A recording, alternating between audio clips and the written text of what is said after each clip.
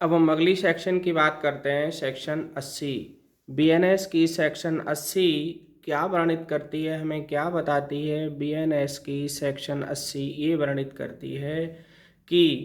किसी भी महिला की 7 वर्ष के अंदर उसकी आकस्मिक मृत्यु, यानी कि जो मृत्यु है उसकी भिन्न परिस्थितियों में, यानी कि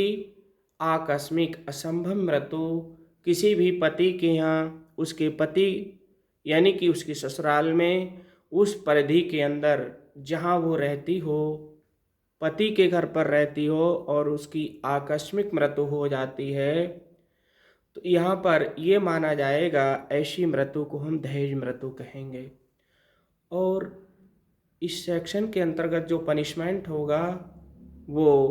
न्यूनतम 7 ईयर्स का होगा और अधिकतम आजीवन कारावास का भी पनिशमेंट हो सकता है।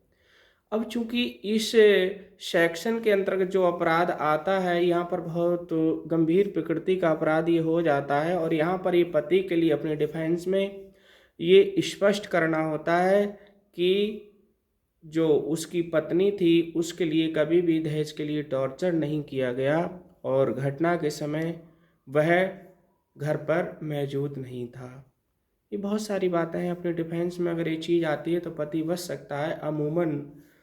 शादी के 7 वर्ष के अंदर और किसी भी महिला की अपने ससुराल में आकस्मिक मृत्यु हो जाती है तो ऐसी मृत्यु दहेज मृत्यु कहलाती है और इसमें सारा का सारा पति पर ये भार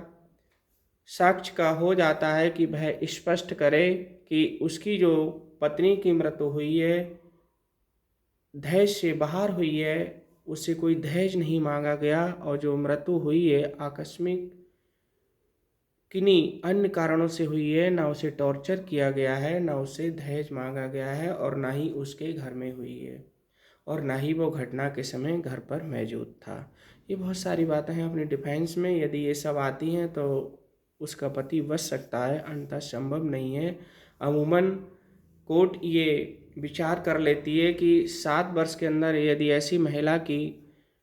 मृत्यु हो जाती है तो दहेज मृत्यु के अंतर्गत ही आएगी और इसमें जो उसके पति के लिए और उसके परिवार वालों के लिए जिन जिन पर एफआईआर लॉन्च होगी, ये माना जाएगा कि दहेज मृत्यु के अंतर्गत ये दंडित किए जा सकते हैं।